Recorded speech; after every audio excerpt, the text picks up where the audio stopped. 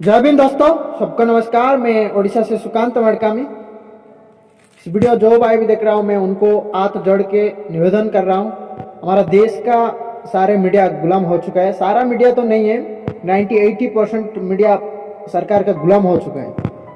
इसलिए हमको खुद अपने अपने सोसाइटी का जो भी प्रॉब्लम हो रहा है आप लोग खुद वीडियो बनाइए और हमारा देश के बारे में आपका जो व्यक्तिगत राय है आप लोग वीडियो माध्यम से शेयर कीजिए। मैं पहले से बता रहा हूं, मैं किसी नेता का छाटुकारिता नहीं कर रहा हूं, ना मैं किसी नेता का दलाली कर रहा हूं, ना मैं किसी पार्टी का रिप्रेजेंटेटिव भी नहीं हूं। मैं इस देश का नागरिक हूं।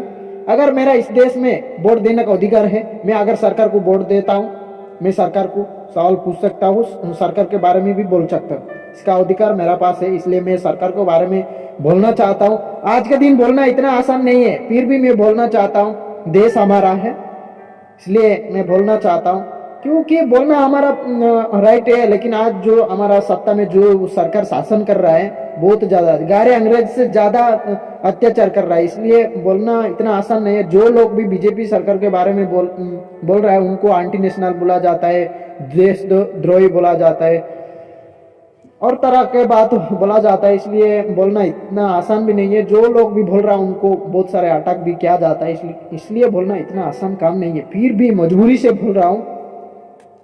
इस देश के लिए जो सरकार आज सत्ता में हो, जो केंद्र सरकार भारतीय जनता पार्टी, इस देश के लिए और बेसिकली जो गरीब जनता और आदिवासी के लिए बहुत खतरनाक सरकार है, क्योंकि ये सरकार हमारा गरीब आदमी को कोई मदद नहीं करना चाहता है। अंबानी, अडानी, आरएसएस जो बोल रहा है वो काम कर रहा है। मैं ऐसे भी कैंपेन नहीं चला रहा हूं कि ये मोदी जी को हटाओ सत्ता से, ऐसे नहीं बोल रहा हूं मैं। अगर देश को सुरक्षित रहना है, अगर देश को बचाए रखने के लिए आरएसएस जो बीजेपी को जो चला रहा है, आरएसएस को पहले हटाना पड़ेगा। आरएसएस को पहले हटाना पड़ेगा। जो आरएसएस जो बोल रहा है बीजेपी सरकार वो कानून बना रहा है। जो जब बोला आरएसएस ने रिजर्वेशन के ऊपर आप लोग इन्वेस्टिगेशन करिए, रिजर्वेशन को आउट कर दिया।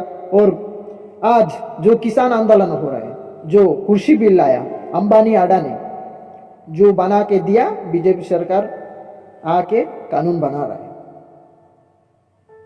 ये सरकार हमारा गरीब आदमी को कोई मदद करने वाला नहीं है। ये सरकार को जब चुनाव आता है तब चुनाव लड़ने के लिए जो पूंजीपति उनको चंदा देते हैं उनके लिए काम कर रहे हैं। आप लोगों को समझना पड़ेगा। अगर इस सरकार और कोई भी सरकार जितना मूर्ख नेता लोगों को उतना फायदा। आज हमारा वर्ल्ड कहां पे कहां पहुंच गया, लेकिन गरीबी नहीं मिट रहा है हमारा देश में।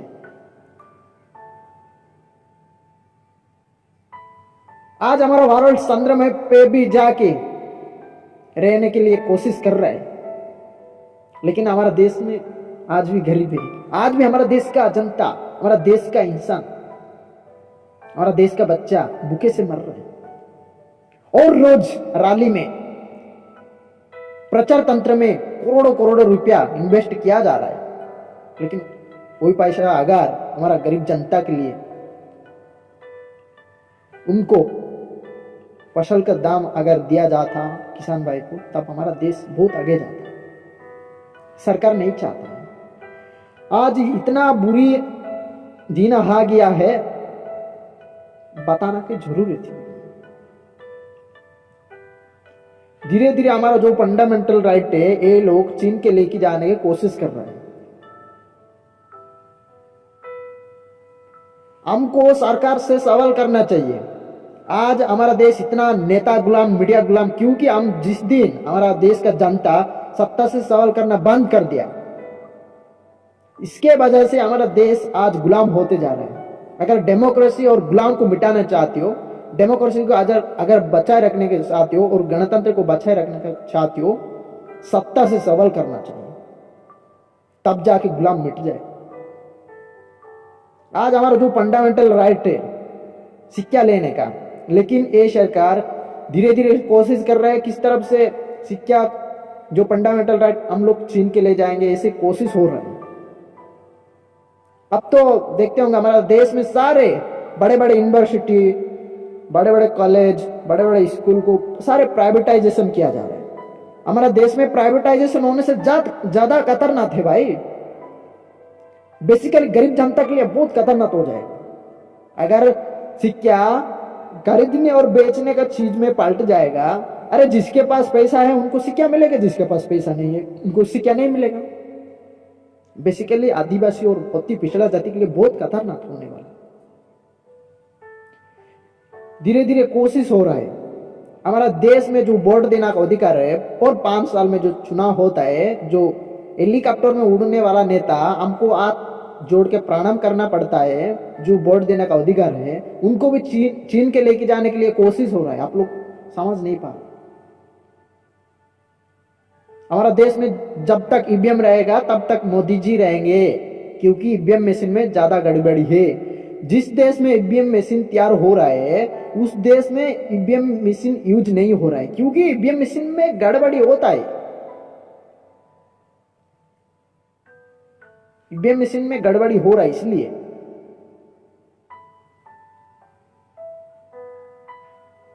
हम लोग जब तक अवेयरनेस नहीं होंगे तब तक हमको बहुत खतरनाक रहने वाला है।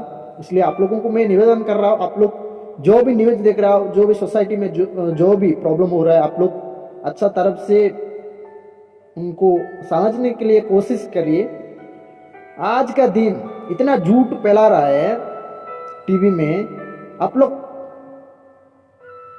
उनको अच्छा तरफ से पहचान नहीं पाएंगे। आज हमारा देश का प्रधानमंत्री टीवी में आके हमको ही बरगना करने के लिए कोशिश कर रहे हैं। टीवी में आके वो बोल रहा है मैं ज्यादा पढ़ा लिखा नहीं हूं, मैं ज्यादा पढ़ा लिखा नहीं हूं। अरे भाई, देश का प्रधानमंत्री को ज्यादा पढ़ा लिखा होना चाहिए भाई। नहीं, शर्म की बात है ज्यादा पढ़ा लिखा नहीं। अरे देश का प्रधानमंत्री को ज्यादा पढ़ा लिखा होना चाहिए, तब जाके देश के बारे में उनको जानकारी अच्छा होंगे, तब जाके देश को अच्छा तरफ से चला पाएंगे। और क्या बोल रहा है, मेरा आदिवासी के ऊपर गोली मत चलाइए, मेरा ऊपर गोली चलाइए। अरे भाई, तुमको गोली चलाने के लिए प्रधानमंत्री बना दिया क्या? अरे भाई, किसी के ऊपर भी क्यों गोली चलाएंगे भाई? ये ना उनका जो जुमला का पॉइंट कम करने के लिए झूठ फैला रहा है। हमारा देश का गरीब जनता, हमारा देश का लोग भूखे से मर रहे हैं, हमारा देश का जनता परेशान है कोरोना कटकन से।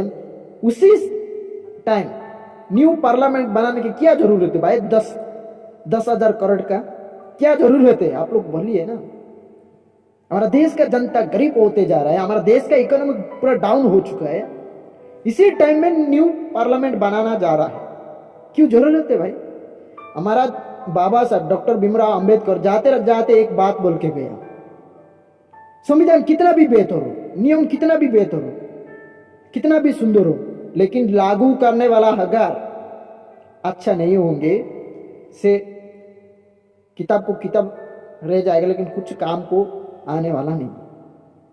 अरे भाई, न्यू पार्लियामेंट बनाने से क्या हो जाएगा भाई? अगर टूटी मुटी पार्लियामेंट में बैठ के अगर देश का जनता के लिए, भलाई के लिए अच्छा कानून बनाएंगे, तब तो जाके देश का कुछ डेवलप हो जाएगा भाई। अब तो जुमला ही बेच रहा,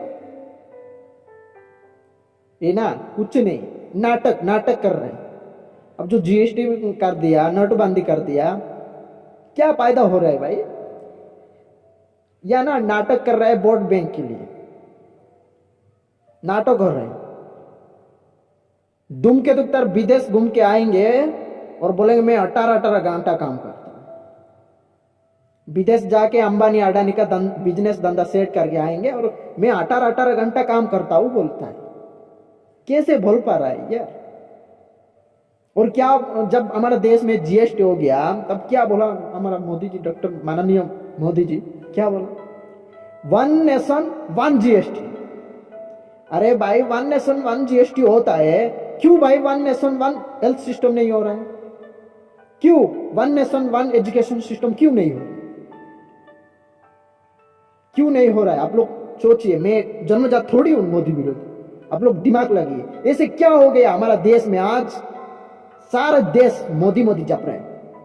ये विकास के नाम पे नहीं, विनाश के नाम पे आज मोदी मोदी हो रहा है। अगर दिन रात अगर टीवी में मोदी मोदी जपेंगे एंकर, हमारा देश का सारे जनता मोदी मोदी जपने लगेंगे। आप लोग सोचिए क्या काम ऐसे कर दिया हमारा देश में, क्या काम ऐसे कर दिया कि आप लोगों को लगता है हमारा देश में अच्छे हो रहे हैं।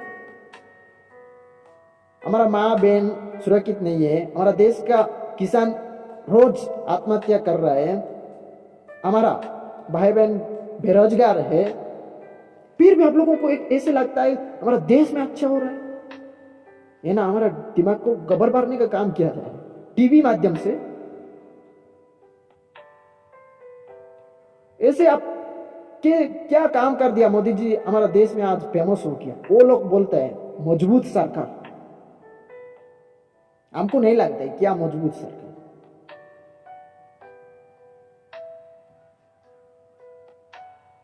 जय भीम दोस्तों, सबको नमस्कार। इस वीडियो जरूर शेयर कीजिए।